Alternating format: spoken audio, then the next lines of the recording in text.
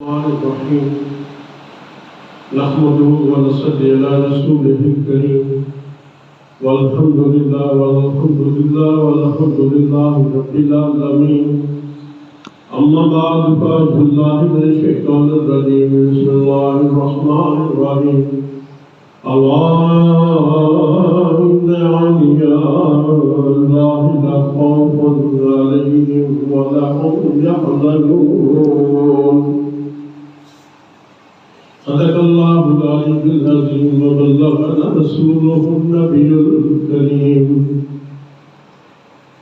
درود پاک صاحب الصلاۃ والسلام علیک یا سیدی یا رسول اللہ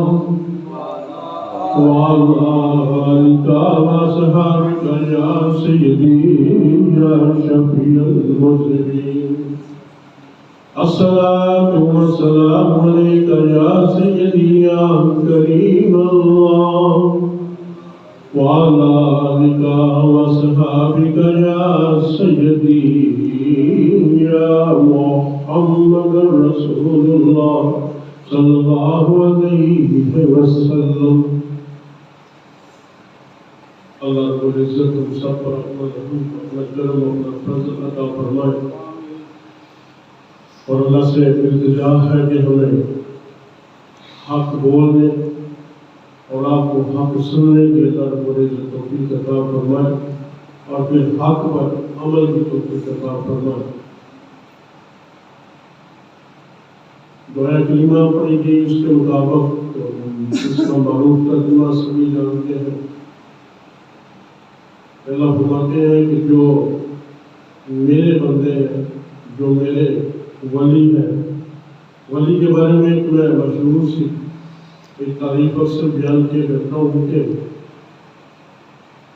ہمارے نزدیک ہر وہ شخص ولی ہے جو ایک عام فہم بندے کی فہم کے مطابق بات کر رہا ہوں کہ ہم یہ سمجھتے ہیں کہ جو تقویٰ پرہیزگاری اختیار کرتا ہے، جو راہ راست پر چلتا ہے، غیبت چغلی سے بچتا ہے، نیک راستہ اپناتا ہے، اپنی خواہشات کو چھوڑ کے شریعت محمدی صلی اللہ علیہ وسلم کے مطابق اپنی خواہشوں کو، اپنے ارادوں کو کر دیتا ہے، وہ ولی ہے. لیکن حقیقت میں یہ ولی نہیں ہوتا. ولی کی وہ ولی جس کے بارے میں قرآن اپنی آیت کریمہ کے اندر ارشاد فرما ہے کہ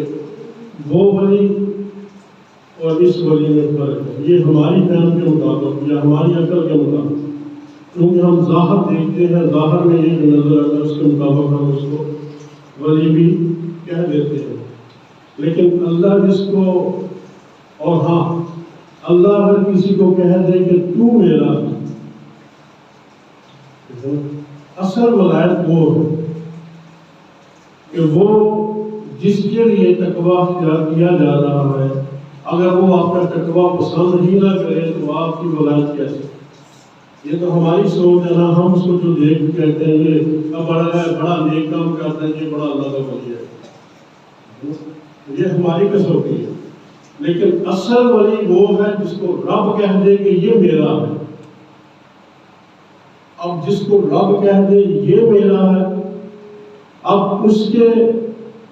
کی بھی کئی کیٹیگریز ہیں، لیکن اس کی بھی میں ڈیپلی نہیں جاؤں گا کیونکہ یہ بھی بہت لمبا اور بہت وسیع ایک سبجیکٹ بن جاتا ہے کہ رب جس کو اپنا بناتا ہے ضروری نہیں ہے کہ ہر چیز اس کو عطا کر دے، کیونکہ اس کے خزانوں کا کوئی بھی متحمل نہیں ہو سکتا. وہ اس کو اتنا دیتا ہے جتنا وہ جانتا ہے یہ برداشت کرتے. قرآن کے بارے میں وہ خود ارشاد فرماتا ہے کہ اگر میں پہاڑوں پر نازل کرتا تو ریزہ ریزہ ہو جاتا، لیکن اس کے رسول صلی اللہ علیہ وسلم پر اس نے نازل فرمایا اور آپ نے برداشت کیا اور جذب کی. تو بات ولی کی ہو رہی تھی. اب مجھے ایک واقعہ یاد آ رہا ہے حضرت سلمان فارسی رحمۃ اللہ علیہ. میں یہی واقعہ بیان کر کے اسی پر بات ختم کر دوں. حضرت سلیمان قونسی رحمۃ اللہ علیہ ایک اللہ کے بڑے برگزیدہ ولی ہوئے، اور یہ ان ولیوں میں شمار ہے جن کو اللہ نے کہا کہ یہ میرا ولی، جن کو اللہ نے ولایت کے لیے چنا ہوا ہے۔ جس طرح نبی چنے ہوئے ہوتے ہیں، پھر چنے ہوئے میں پھر کچھ نبی چنے ہوئے ہوتے ہیں، پھر ان چنے ہوئے میں پھر اس نے ایک کو چنا ہوتا ہے، اس کو کہتے ہیں صلی اللہ علیہ وسلم۔ اسی طرح مومنین میں تقوی والوں میں پرہیزگاروں میں اللہ کے جس کو چن لیتا ہے وہ ولایت کے منصب پر ہوتا ہے، چنے ہوئے میں بھی کسی کو چن لیتا ہے، ٹھیک ہے نا؟ پھر اس کے حساب سے اس کے اوپر انعامات فرماتا ہے، کسی کو کرامت دیتا ہے، کسی کو نہیں دیتا، کسی کو کرامت دیتا ہے لیکن وہ کرامت آگے دکھاتا نہیں ہے، ٹھیک ہے نا؟ یعنی کوئی صاحب کرامت والی ہوتا ہے، کوئی بغیر کرامت کے والی ہوتا ہے، یہ بھی اس کی آگے قسمیں پڑھی جاتی ہیں، لیکن ہم قسموں کو بھی بیان نہیں کریں گے۔ میں سلیمان قونسی رحمۃ اللہ علیہ بھی ایک وہ ایسے ہی لوگوں میں ہیں جو چھونے میں ہوئے، ان کا ایک واقعہ آتا ہے، ان کا ایک بڑا خاص مریض جس کی بیوی کو کسی جن نے اپنی گرفت میں کر دیا اور بڑے علاج معالجے کرائے گئے لیکن آرام نہ آئے، لیکن بڑے بڑے عاملین کے پاس گئے، بڑے بڑے تقوی والوں کے لوگوں کے پاس بھی گئے لیکن آرام نہ آئے۔ اچھا ایک چیز اور میں عرض کرتا چلوں کہ یہ جناب باز کا علاج کروانے کے لیے بھی مومنین پر حملہ ہوتے ہیں، مقصد ان کا یہ ہوتا ہے کہ یہ کسی نہ کسی طرح کسی صاحب علم کے پاس جائیں، اپنا علاج کروائیں اور اس علاج میں میرا علاج بھی ہو۔ یہ مومن جنات کی بات کر رہا ہوں، شیاطین کی بات نہیں کر رہا، شیاطین تو ہے ہی شر، اللہ اسے ہم سب کو محفوظ رکھے۔ ایسے ایک مومن مسلمان جن کسی مسلمان کی بیٹی پر جس کو سایہ کہتے ہیں یا اس کو اپنی گرفت میں کہہ لیں یا اس طرح کا کوئی معاملہ ہو گیا تو بڑا پریشان، بڑوں کے پاس گیا لیکن علاج نہ ہو سکا، تنگ آ کے اپنے شیخ کے پاس سلیمان قونسی رحمۃ اللہ علیہ کے پاس آ کے رو پڑتا ہے کہ جی میں تو تنگ آ گئی ہوں اس جن سے، تو اس نے تو بڑا تنگ کر مارا۔ حضرت سلیمان قونسی رحمۃ اللہ علیہ اس کی بات سن کے تھوڑی دیر کے لیے، اور یہ پوری محفل میں بات ہو رہی ہے، کوئی اکیلے میں آ کے ملاقات ہو، آپ کی ایک روحانی محفل جمع کرتی تھی، اور روحانی محفلیں آج کی نہیں ہے، آقا علیہ السلام کے دور کی چلی آ رہی ہیں، لیکن اب تو اس میں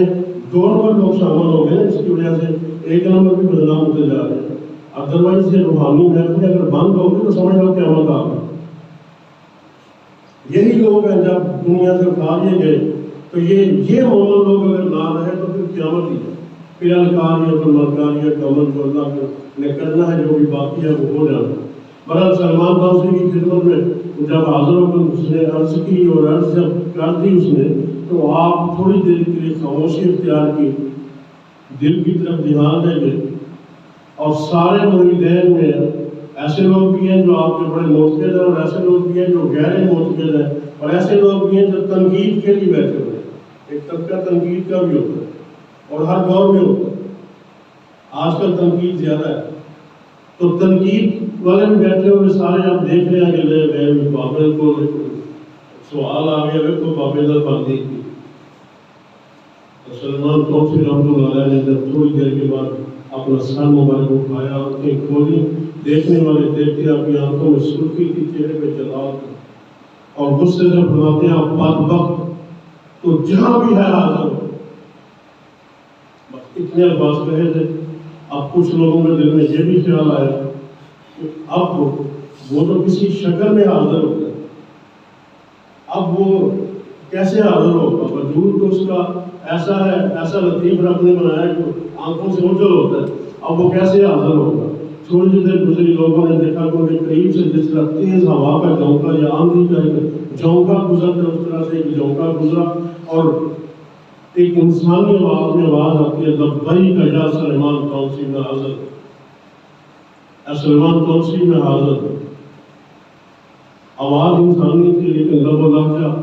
इंसान का नहीं था, लेकिन कहते मैं हाजिर। आप फरमाते हैं बदबख्त तूने क्यों काम किया हुआ, तू शरीयत मोहम्मदी नहीं जानता, शरीयत के कवानीन नहीं जानता, करना दूर बोलो माफी दो इस गाल, लेकिन मेरी एक गल सुन लो, मेरा बच्चा बीमार है, किसी को तंदुरुस्त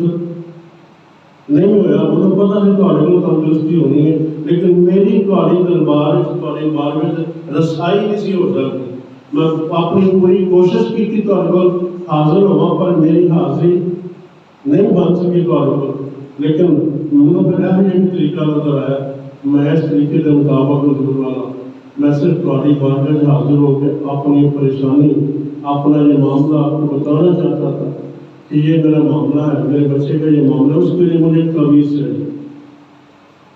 अब आप फरमाते हैं कि वो तवीज़ अब तुम मुझसे कैसे लेगा? अब वो कहता है वो पत्थर पड़ा हुआ है, आप उस तवीज़ को उस पत्थर के नीचे रखवा दें,